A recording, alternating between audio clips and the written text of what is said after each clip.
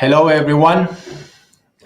Here we are again, and here we are today on this event organized by the Fundación España, Estados Unidos, and by the INCIPE. And today in this event, we have a good conversation with Senator Tim Kaine, a senator that I have the pleasure to know, that I met in several occasions, and he was the honorary chairman of the U.S.-Spain Council. Senator Kaine is a good friend of Spain. I can guarantee you that. Senator Tim Kaine, as all of you know, was elected to the Senate in 2012 and serves in the Armed Services, Budget, Foreign Relations, and Health, Education, Labor, and Pensions Committees. Senator Tim Kaine has made boosting job opportunities for everyone always as a top priority. Tim has also led successful efforts in the Senate to reduce unemployment for military families and veterans. As a senator from one of the states most closely connected to the military and the father of a Marine, Tim has focused on crafting a smart defense strategy and reducing the risk of unnecessary war. He works to ensure that the military has the resources it needs to keep the country safe, and that service members and veterans receive the benefits and care they have earned. He has also been the leading voice against presidents starting wars without a vote by Congress. Senator Tim Kaine believes that health care is a right, not something reserved just for those who can afford it, and has consistently pushed for reforms to expand access to quality care. This includes legislation to give Americans more options for an affordable health insurance. Tim grew up working in his father's ironworking shop in Kansas City, and his parents taught him the value of hard work and showed him how small businesses and technical skills strengthen his country every day. Tim, when he graduated from the University of Missouri, he started his public service career by running a technical school funded by Jesuit missionaries in Honduras. No wonder he's very good, fluent, and friendly Spanish.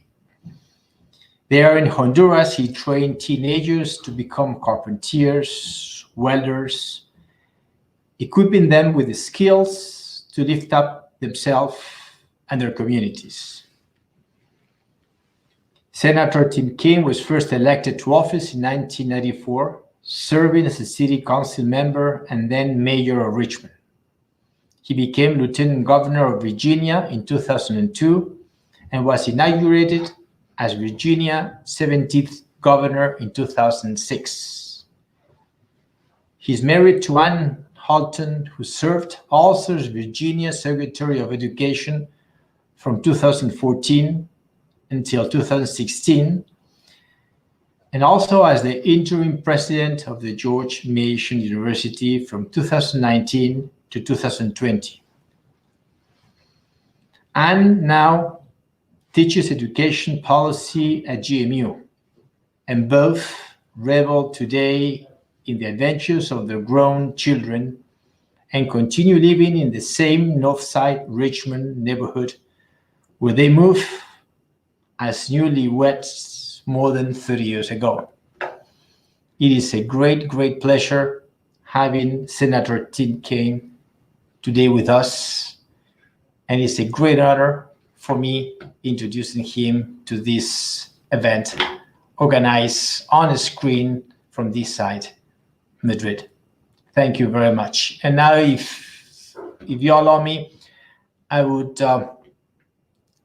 leave the screen to Ambassador Manuel Lejarreta, who's going to moderate this conversation and he's going to give us the clues and hints on how this whole thing is gonna work.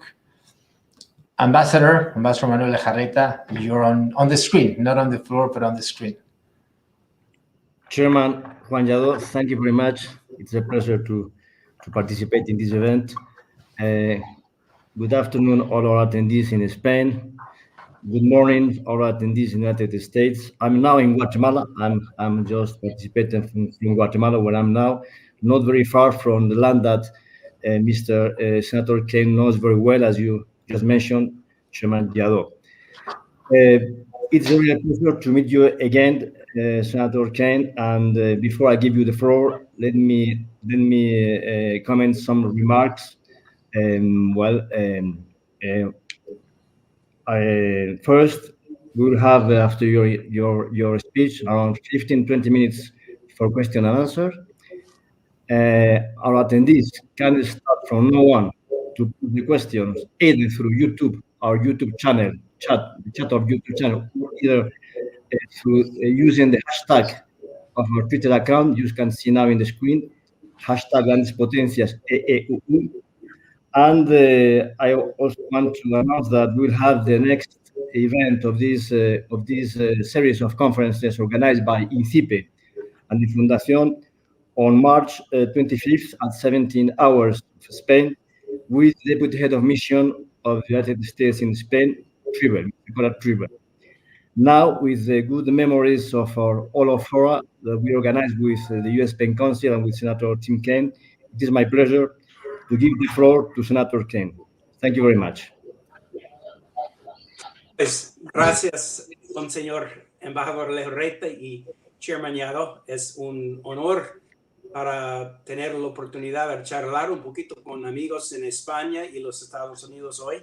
Soy en mi casa en Richmond, casi 100 kilómetros de DC, y inmediatamente después de esta charla, yo voy a viajar a Washington para el Senado durante la semana, pero es una buena oportunidad a conversar un poquito sobre el nuevo capítulo en los Estados Unidos con una administración de un presidente nuevo, President Biden, y vicepresidente Harris.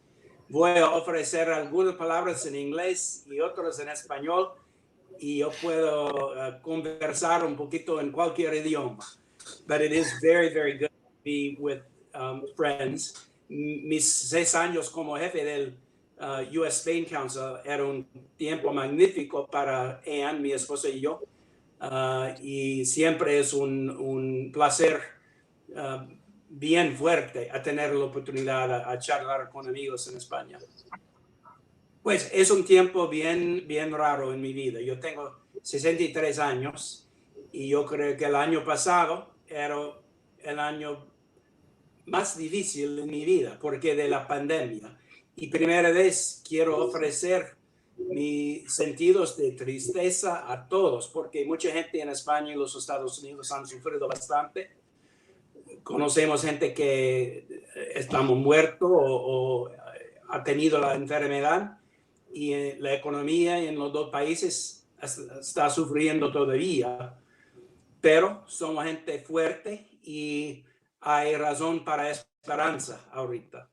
It has been a most challenging year, but there is reason for hope. I think I can see luz al fin de túnel, ¿verdad? Light at the end of the tunnel.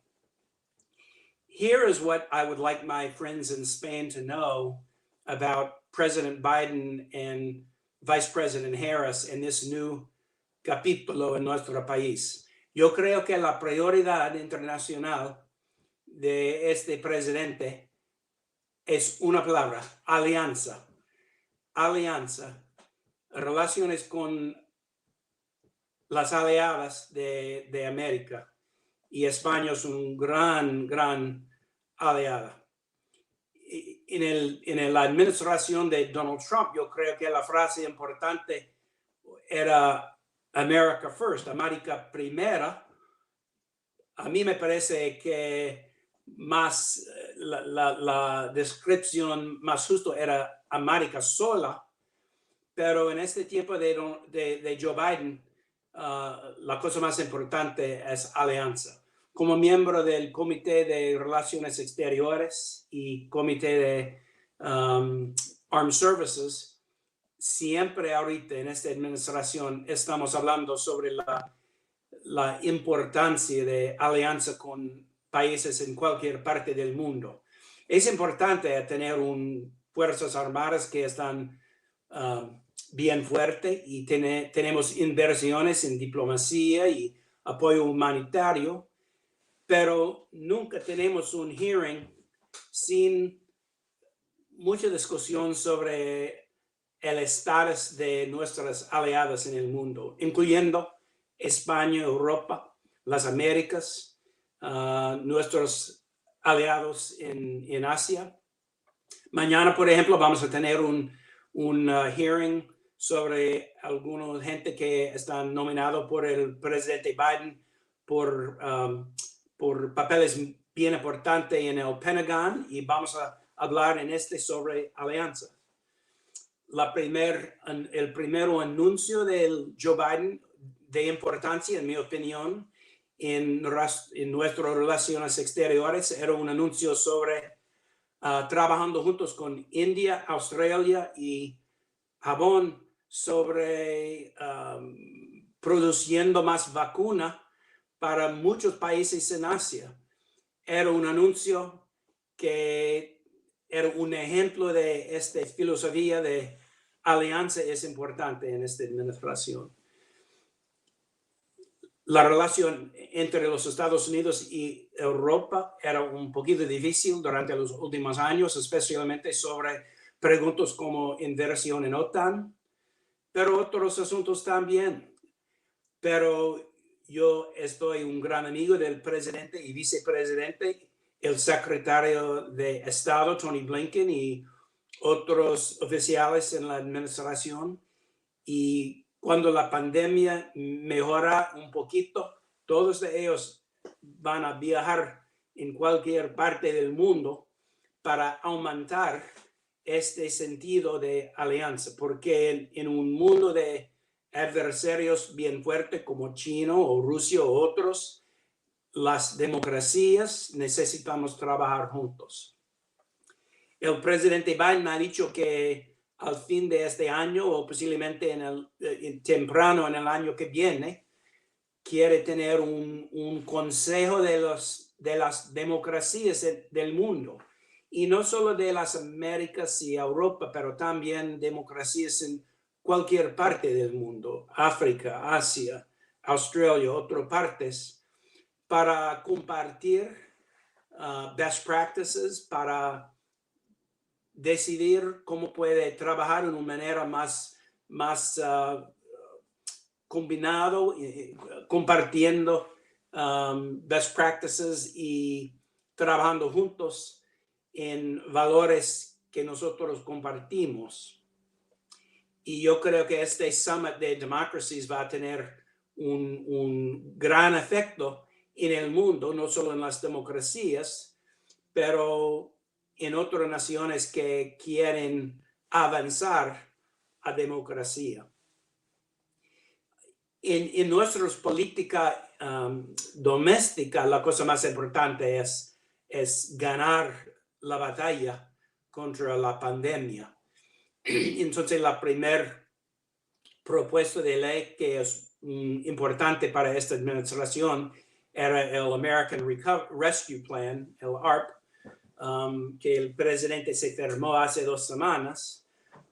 Casi 2 trillones, no sé la palabra para trillón en español, pero casi $2 trillion de inversión en familias individuales, en nuestras empresas, en nuestro sector de salud y también en gobiernos local y estatal y también nuestro sistema de educación. Estamos invirtiendo esta gran cantidad de dólares para ayudar a la gente que están sufriendo de la pandemia, para ayudar gente y empresas que están sufriendo de esa crisis económica, pero también a construir un futuro mejor que el pasado. No queremos regresar al mismo lugar del tiempo antes de la pandemia. Queremos construir un futuro más justo y más sustainable, no sé la palabra, sustainable, no una economía de alta y baja, pero una economía que tiene un tipo de continuación para nosotros y otros países también. En el futuro, después de este ARP, estamos trabajando en un asunto bien importante en España. España tiene una gran cantidad de empresas que son expertos en infraestructura y eso es la prioridad segundo para el Biden administration en nuestra política doméstica.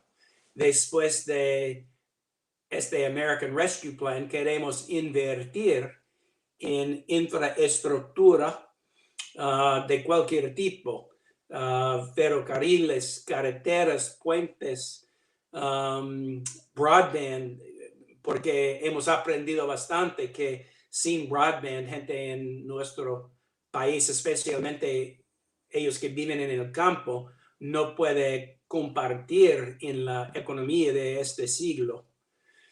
Entonces, vamos a trabajar inmediatamente en este tipo de inversión y yo creo que va a ser bastante oportunidades para empresas españolas porque sus industrias de infraestructura son muchas de las mejores en el mundo. With that, what I'd like to do, Chairman Yao y Mr. Ambassador, again, just express my appreciation.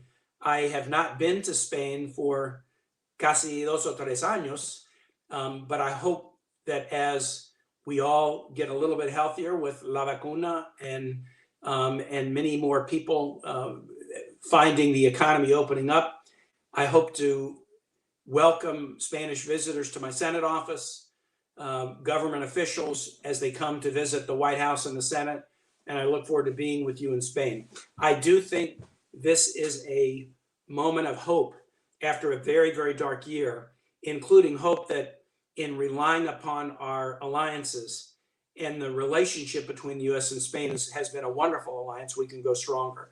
The last thing I'll say before opening up, because I would like to really focus on your questions, is I have we are now in the majority in the Senate. Las demócratas tienen la mayoría. Y como eso, yo soy el chairman of those committees in the Senate that are important. I'm the chairman of the Readiness Committee on Armed Services, which is in charge of every military installation, including those in Spain and around the world, and all of our military industrial base. And as you know, we include in our industrial base contractors like Navantia in Spain, who have provided such good work on shipbuilding and ship repair for the Navy. And so I will be the chairman of the committee dealing with our military installations and military acquisition and industrial base. I'm also the chairman of la Comité de las Américas in el Comité de Relaciones Exteriores, the Western Hemisphere Subcommittee, where I will be the chairman over the entire U.S. relationship with all of the nations from Canada to Argentina, Yukon, Patagonia. And obviously, Spain has so much connection to all of the nations of the Americas that I think being chairman of this committee will give me some excellent opportunity to not only focus on the Americas, but focus on things that the U.S. and Spain can do together with our aliados in Las Americas. So I look forward to that opportunity, and perhaps even some of the discussion today can begin to lead in to opportunities in that space. So with that, Chairman Yalo and Señor Embajador, it's great to be together with you all today, and I'm very, very happy to now take your questions. Thank you very much, Senator. It has been a pleasure to listen to your interesting remarks and to have time enough for questions and answers. We have a first question and it is linked to the recent meeting between United States and China in Anchorage, in Alaska. One of our attendees would like to know if you could offer your assessment about this meeting. Thank you, Mr. Ambassador. Esta noche tiene una reunión con oficiales de la Casa Blanca para escuchar un poquito a sus pensamientos sobre esta reunión en la semana pasada.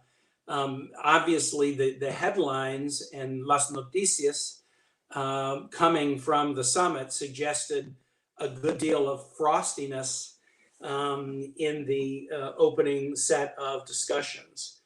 And that was not unexpected. I would have predicted that. I think both nations probably felt a need at the beginning of the relationship to be very clear and not, say, nice platitudinous words that don't also explain the realities of challenges in the relationship right now. And I think that from both sides, it was probably sort of setting a level of the challenges ahead. Many of you might be in organizations and you understand this. Sometimes it's a little bit easier at the start of a relationship, even an employment relationship, to be firm and tough at the beginning. And then as parties earn each other's trust, to get a little bit, maybe more cooperative. If you start off too cooperative at the beginning, it can sometimes be hard to get more firm if you needed to. It's usually easier to go the other direction. And so I think both the US and China felt like it was pretty important in that meeting to come in and be firm. We have significant concerns about Chinese trade practices that hurt American businesses, but also hurt businesses in Europe and Canada and Mexico. And we wanted to express that. And we want to work on that together, not just the US against China, but we want to try to work on it together with our allies.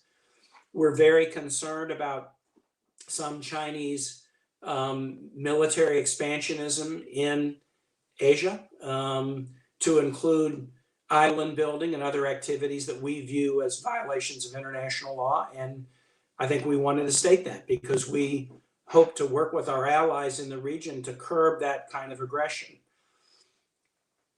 Recently, a prominent member of the Chinese cabinet, in a speech that was widely reported in China and the United States, indicated that he viewed war with the United States as inevitable. The United States does not believe that is the case. In fact, we think that would be bad for the United States and for China, but especially for the world. We are going to do everything we can to try to accommodate, obviously, a strong, growing, powerful China. That is a reality that's good for the Chinese people. We just want China to fit into a global system where they're following the same rules that Spain follows and that the United States follows about global trade and intellectual property. And so I think we wanted to set the level that we're going to have high expectations, and China has high expectations of us, and there's nothing wrong with that. But I can assure everyone on this call, as a member of the Foreign Relations Committee and Armed Services Committee, we wish China well as it grows into a powerful nation that is integrated into a global system and following global rules. And we have no desire to engage in any military activity with China. In fact, the US and China working together can do some remarkable things around the globe in the area of humanitarian assistance and diplomacy. And I would hope that we might do that. Thank you. We have another question. A prominent diplomat from the Ministry of Foreign Affairs of Spain with high responsibilities will like to know what's your view of the future of the relationship between the United States and Venezuela and Cuba? Thank you for that very challenging question. And estamos hablando en realidad casi cada día con la administración sobre Venezuela y Cuba. Primera vez Venezuela.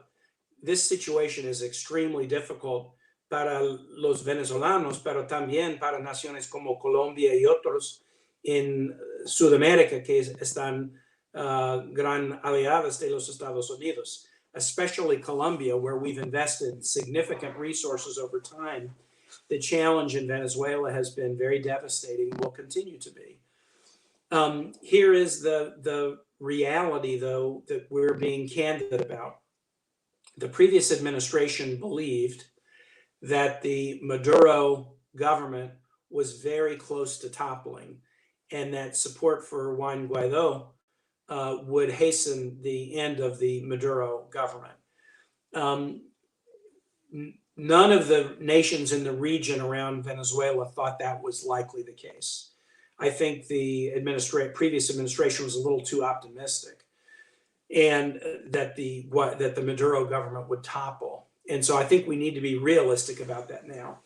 And I would argue that the best thing that the United States can do, together with allies like Spain, allies in Europe, allies in the Americas, organizations like the Organization of American States, is try to provide dramatic humanitarian assistance for Venezuela, but then really work hard with the nations neighboring Venezuela to reduce the negative impact from Venezuela on them.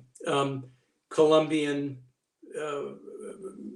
opposition elements, terrorist organizations like elements of the FARC that were dissatisfied with the peace deal, or ELN, the other primary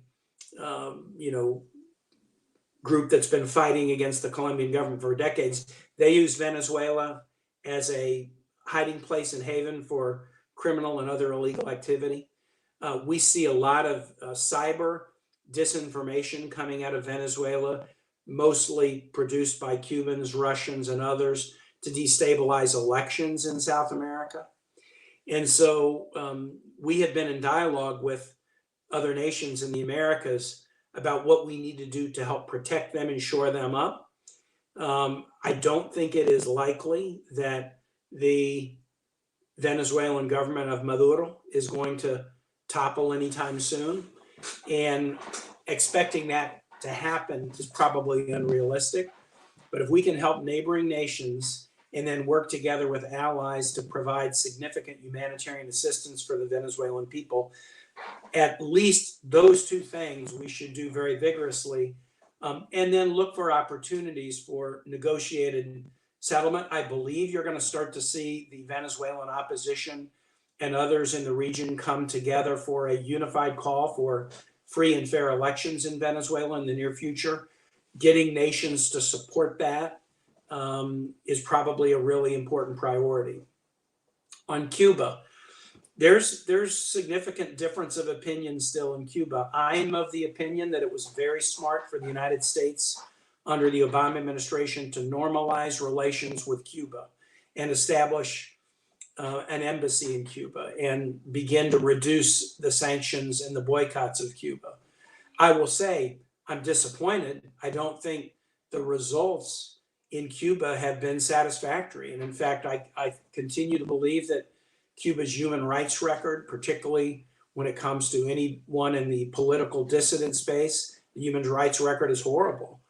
But I've always believed that you don't establish diplomatic relations. It's not a good housekeeping seal of approval. It's not the United States saying everything is fine in Cuba or any nation. You have diplomatic relations to abrir una puerta para diálogo. And having relations does that. But we have been very, very disappointed about the absence of progress. Now, some of the absence of progress, in my view, was because the Trump administration kind of took a more hardline position, and I don't think that helped. But I think what you'll see the Biden administration do is continue to have this diplomatic relation, continue to raise asuntos de derechos humanos in Cuba, to press for reforms. So, for example, if Americans of Cuban descent mandar apoyo a sus familias en Cuba, el gobierno de Cuba toma un gran porcentaje de los remittances y las familias en Cuba reciben un poco. No other country in the world takes as much from remittances to family members as Cuba does, and that's just unjust and unfair. So we hope to work together on some smaller priorities like that, and if we can make progress, posiblemente los dos lados pueden tener un avance de trust, and then we can find more path forward. Senador, siguiendo con los temas de América Latina, que como usted sabe muy bien, para España son importantísimos, todo lo que sucede en América Latina nos afecta mucho, y también para la Fundación Consejo España y Estados Unidos tenemos como mandato prestar atención y reforzar las relaciones con la comunidad americana de origen hispano. Uno de los fundadores de la Fundación, Emilio Casinello, pregunta cómo ve usted las relaciones Estados Unidos con México y también en términos generales, ¿qué va a hacer la nueva administración Biden con la comunidad hispana / latina? Pues la relación con México es un poco rota ahorita, pero con una gran oportunidad a mejorar la relación, porque durante los últimos años de la administración pasada no tenía una relación muy fuerte en asuntos de diplomacia. En trade, México y los Estados Unidos están bien conectados, especialmente después de mejorando the NAFTA with the US-Canada-Mexico deal. So, las economías de nuestros países son bien común, por gracias a Dios, pero en los asuntos de diplomacia, inmigración, trabajando juntos contra narcotraficantes y otros problemas de seguridad en el hemisferio, necesitamos hacer mucho más.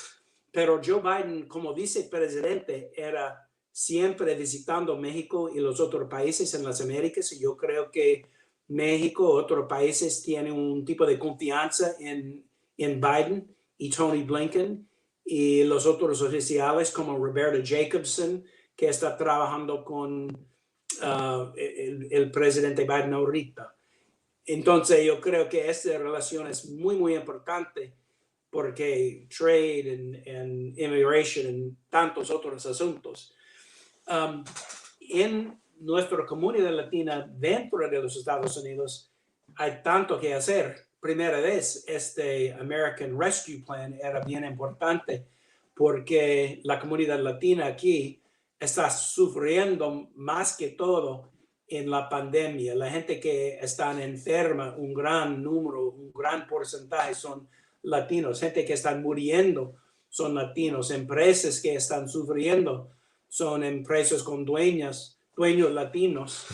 Entonces, acción inmediatamente con el Rescue Plan va a ayudar la comunidad latina bastante, pero la comunidad también quiere por fin una reforma integral de inmigración. Estamos tratando de hacerlo por años. Cuando yo venía al Senado en 2013, tuvimos un acuerdo bipartidista en el Senado, pero en la Casa de Representantes republicanos no quieren apoyar este tipo de reforma. Entonces, estamos ahorita esperando más que 35 años desde la última reforma del sistema de inmigración. Entonces, los latinos y organizaciones latinas en los Estados Unidos quieren ver progreso, no solo palabras, pero progreso a una reforma integral, seguridad en la frontera, protección para dreamers, un sendero a ciudadanía para los indocumentados que están viviendo aquí, ayuda para nuestras empresas para recibir obreros con visas especiales para ayudar sus empresas. Y yo estoy trabajando duro con un grupo de senadores bipartidistas ahorita, hallar un tipo de reforma. Presidente Biden ha ofrecido eso. Y eso es no solo para los latinos, ¿verdad? Tenemos nuevos americanos de cualquier parte del mundo y necesitamos una reforma, pero yo creo que el mensaje de nuestra comunidad latina en apoyo de una reforma es bien fuerte ahorita, y yo estoy seguro que esta administración va a trabajar bien duro a hallar un acuerdo bipartidista en eso. Thank you. In a different tone, one of our attendees, who introduced herself as chairman of the Permanent Commission of the Movement of the Red Cross, would like to ask you if you could elaborate a little bit more on what you said about more investment in diplomacy and humanitarian affairs. Yes, Mr. Ambassador, I think this is very important, and thank you to the questioner, because the work of the Red Cross in the United States and globally is so very, very important.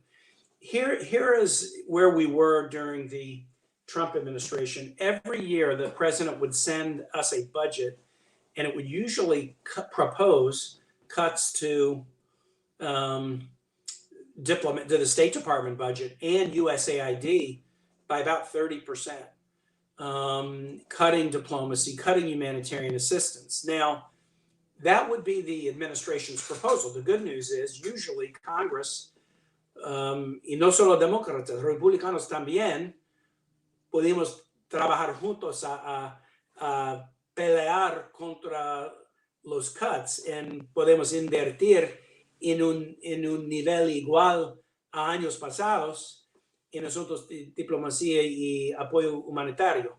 But we didn't advance. We just held our own. And in some key areas, for example, global health, preparing to fight a pandemic, working together with global organizations like the WHO, we actually did retreat during the Trump years because, as I pointed out earlier, there was a little bit of a América sola, no América primera, pero América sola. I think this administration completely understands that our strengths rely heavily on our allies, our alliances, but also on the strength of international organizations. So take vaccine development. The announcement that we made in the last few weeks with India, Australia, and Japan, that we're going to invest significantly in vaccine development in India to provide more vaccines in India, but also with additional vaccines that can be used all throughout Asia. I think it's smart for the United States. If more people in the world are vaccinated, it helps protect Americans abroad, and it helps protect Americans at home as people travel around the world. But it also shows a new commitment to these kinds of joint efforts in the humanitarian space.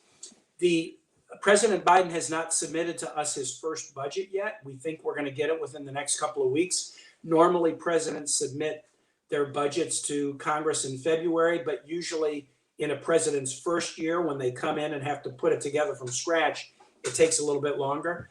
My intuition, no tengo evidencia para eso, pero my intuition says that you're going to see a budget from the Biden administration that will start to, you won't see cuts to diplomatic and humanitarian aid, and you won't see it stand still. You'll start to see us advancing to reintegrate with organizations like the WHO and others, and put more resources into these multinational and international efforts, because they're good for the United States and they're good for nations around the world. Thank you for your very inspiring and rewarding words. Another question, one of our attendees would like to know, he says that in 2023 will mark the 17th anniversary of the Madrid Agreements, a set of agreements which reset Spain-US relations for decades. He wonders whether we will have plans to commemorate this milestone in better relationships. So this is, well, a very concrete question. about these 70 years of relations that started with these agreements in 70 years ago. What do you think? That's 2023, ¿verdad? Se está refiriendo, creo, a los pactos. Sí, a los pactos que en los 50, digamos, pusieron en marcha las relaciones entre España y Estados Unidos en la década de los 50, que hubo unos acuerdos importantes entre España y Estados Unidos. Se pregunta si podríamos tener algún tipo de evento o de recuerdo para hacer balance de estos 70 años de relaciones fructíferas. No, era una buena idea, y yo voy a hablar con la Casa Blanca y mis colegas en el Comité de Relaciones Exteriores sobre eso. Ahorita, inmediatamente, estoy ayudando a la organización de The Summit of the Americas este año. Para la primera vez en más que 25 años, este Summit es en los Estados Unidos en 2021. Y también este Summit of Democracies en el mundo va a ser en 2021 o 2022. Pero una pregunta bien importante sobre celebrando la relación entre España y los Estados Unidos. Y yo voy a hablar con el equipo en la Casa Blanca, porque estoy de acuerdo. Es importante tener un tipo de evento o celebración para escribir un capítulo en el futuro sobre la relación también. Y si yo puedo trabajar juntos con el Consejo o con miembros de la Asamblea de Legislación, las parliamentarians en España, quiero trabajar juntos en eso. Por supuesto, la Fundación está abierta a todo tipo de colaboraciones. You referred just some minutes ago about this summit of democracies that the Biden administration is trying to organize, and this has raised many expectations. Yeah. But on the other hand, some commentators, some people think that this has also some risks, because what do you mean by democracies? Who is going to invite Washington for this summit? Mr. Ambassador, that's an excellent question, and frankly, in the hearings that we've been having in the Foreign Relations Committee, we've been asking the same questions. Actually, the committee that I chair is the Committee on the Americas and on Global Democracy. So I have a feeling that I'll be very involved, certainly in supporting the summit, possibly attending and participating in it, possibly in giving the White House advice about how to do it. And the issue of who should be invited is a really important one. I don't think the invitation, if it's going to be a true summit of equals, democracies who are proud of our democratic forms of government, but willing to look in the mirror and be self-critical about ways we can improve. If it's going to be an assembly of equals, then it shouldn't just be the United States that decides who comes. There should be criteria other than just we're going to invite who we want. And so, for example, as I'm thinking about the question, I look at Freedom House's annual democracy index, or The Economist does an annual democracy index where they sort of analyze the state of every nation around the world, and they tend to divide them into, democracies or, striving democracies or authoritarians. And I hope that we will use some kind of international benchmark that compels respect all over the globe to decide who should be invited, rather than just having it be, nations that the U.S. feels good about at a particular moment. We'll have some interesting challenges. I mean, I was on the phone today earlier with administration officials talking about the question of Taiwan, a very vibrant electoral democracy. China would be very, very unhappy if Taiwan were to be invited. But Taiwan, in almost all of the international measures, does very well on pro-democracy scores. So we're going to have decisions like that. But the bottom line answer is, I hope the administration will use international benchmarks to do the invitations, because then I think the summit will compel more respect and frankly more attendance than if it were just, you know, seen as something that the US was making its own decisions about who should be invited. Thank you. Although we are very much more interested in the future, looking to the future than looking to the past is also very important. And in this sense, we would like to know your view about the legacy of President Trump time. How could you read this his presidency? Is it going to let an important imprint in United States? So, what can you tell us about that? Well, Mr. Ambassador, I'm going to be very candid. I mean, I am extremely critical of the Trump administration as an administration that, in my view, was very contrary to the best values of the country. But I'm not critical of everything the administration did. Anytime I'm critical, I'm going to try to be at least fair and point out some good things. So actually, let me say a couple of good things, and then I'm going to answer your question directly about the legacy going forward. I think the Trump administration wisely recognized that policies of both Democratic and Republican administrations to integrate China more into the global order of rules and regulations had failed. I think Democratic and Republican administrations since the Nixon administration believed that incorporating and integrating China more into global norms and rules would help Chinese and make China less of an outlier and more of a productive player. But I think the Trump team wisely recognized that we were not having the results that we wanted. Now, what the Trump administration often did with respect to China, I found foolish, but I think their recognition of a reality was necessary. The Trump administration helped it toward the end of the administration broker what I consider to be some very positive normalization relationships between Gulf state and Arab nations and Israel that I think over the long term will make the region safer. And I give them credit for that. And there are other areas as well that I think where I could find some things to say that are positive or people who did good work. However, the Trump administration's real legacy, in my view, is going to be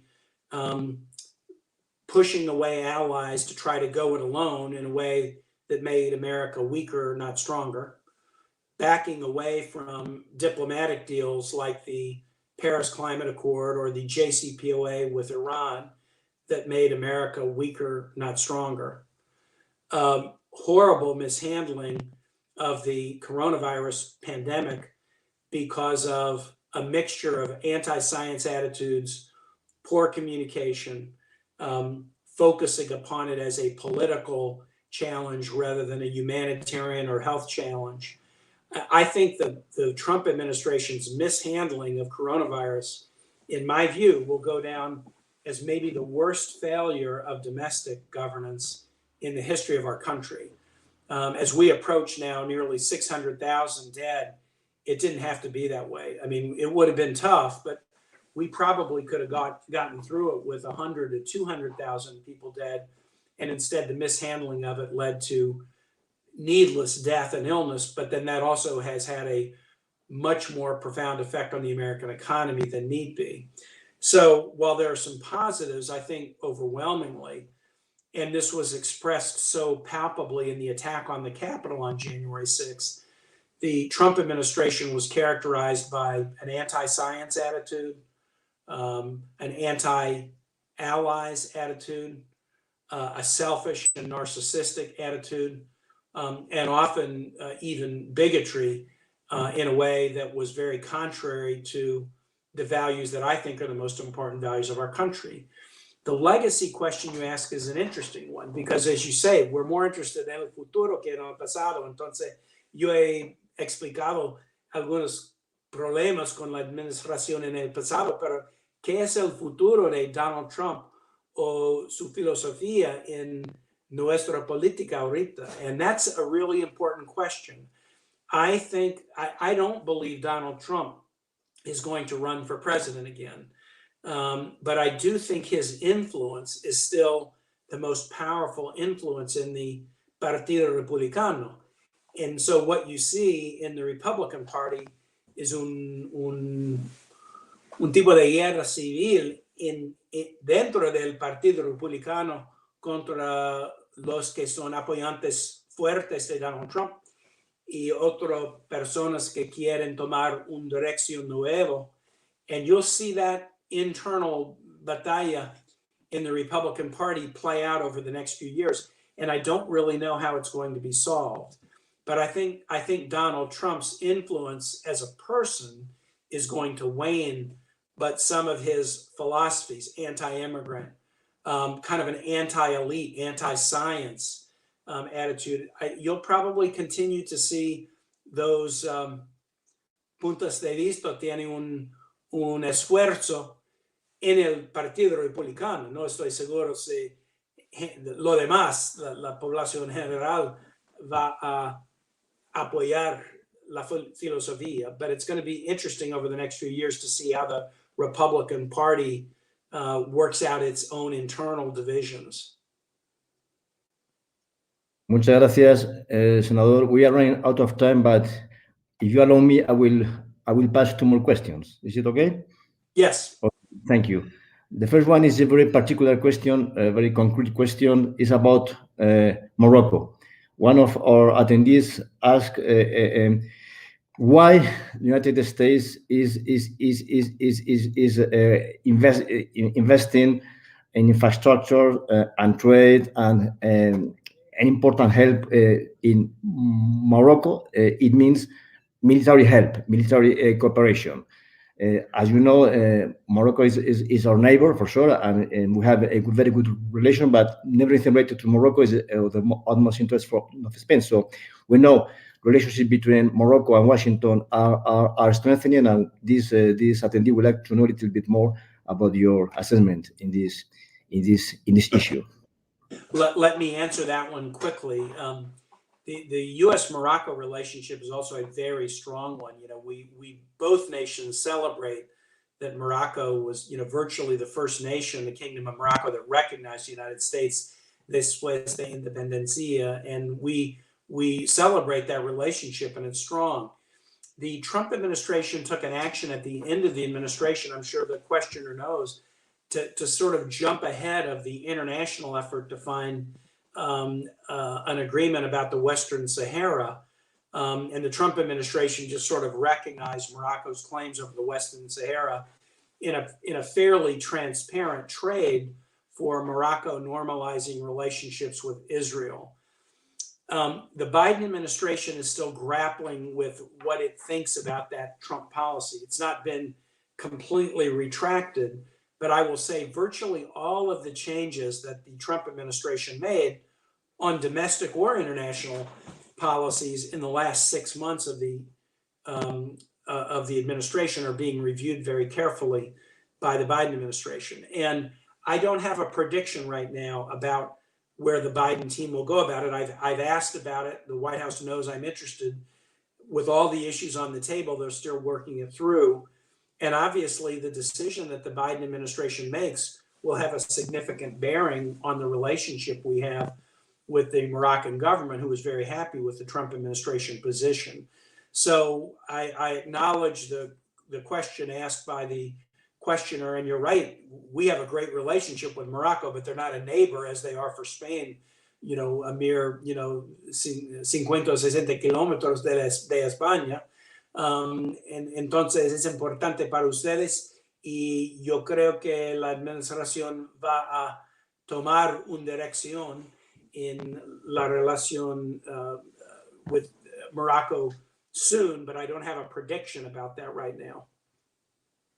And a very small comment: is there any plan to revert this recognition by the United States of Sahara as being a part of integral part of Morocco?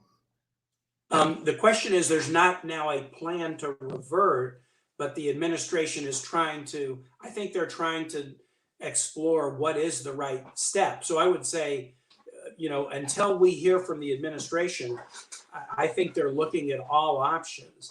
I don't think they have made a final decision about this yet. If they have made it, they have not told me, but I don't think they've made a final decision yet. So, last question, última pregunta, senador, y pareciera que volvemos al comienzo de este evento, pero no vamos a volver. El título del evento era What is now at stake in the US? So, in this sense, I would like to know what's really at stake. Is it the real spirit of America? Is it its leadership? It's willing to be the leadership of the world? What's in broad terms? What would you say?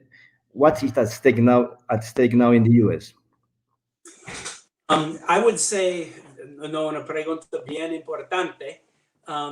I would say that yes, the role of American leadership in the world is at stake. There are those of us who are committed to an international order of democratic allies working together, with the US playing a major leadership role, but we don't define that leadership role to mean the United States dictates the terms of the Summit of Democracies or our alliances, but that we use our peculiar set of strengths, which are notable, to advance the cause of democracy and good relations and peace between neighbors around the world. That is at stake. And I would say, Mr. Ambassador, that we realize that we can be the most helpful in that if we can be strong internally. If we're divided internally, politically divided, if we are economically not as strong as we can be, if we're not as committed to our own democratic values, free press, freedom of expression, a vigorous but peaceful, ultimately peaceful political debate, if we're not committed to being a good example, then we're not going to be strong in a global leadership position. So I think it was important that the Biden administration first tackle the pandemic crises of both health and the economy to strengthen our own internal resolve. And if we can do that, we can then play an important role globally. I don't think we need to be the indispensable nation, in the words of Secretary Albright. I don't think we need to go around loudly proclaiming that we're the exceptional nation, but I always challenge my colleagues, let's try to be exemplary and just live up to the values we proclaim. We're much more likely to be indispensable or exceptional if we try to be exemplary than if we try to be indispensable and exceptional. So let's just live up to what we say about ourselves with internal strength. And if we do, we will be much more likely to play the kind of global leadership role that I think the world still needs. Thank you. It has been an amazing conversation, Senator Kaine. It has been a really very interesting, and I'm sure our attendees have enriched themselves with so many brilliant comments and inspiring ideas. So looking forward to meeting you again. Now I give the floor, or as he said before, the screen, to Chairman Juan Lladó, just to close this event. Thank you. Senator Tim Kaine, senador, muchísimas gracias. Como presidente de la Fundación España y Estados Unidos y del INCIPE, es de verdad un honor haberte escuchado. Y como ciudadano del mundo, escucharte hoy con franqueza y determinación es un lujo, de verdad. Thank you very much, Senator Tim Kaine. It was a great honor and a great pleasure. Mil gracias a todos, y yo tengo una esperanza que este año 2021 va a ser un año de alianza entre España y los Estados Unidos y otras democracias en cualquier parte del mundo, y espero que podamos trabajar en persona en el futuro bien prontito. Seguro que sí. Muchísimas gracias, senador. Chao. Adiós. Hasta luego.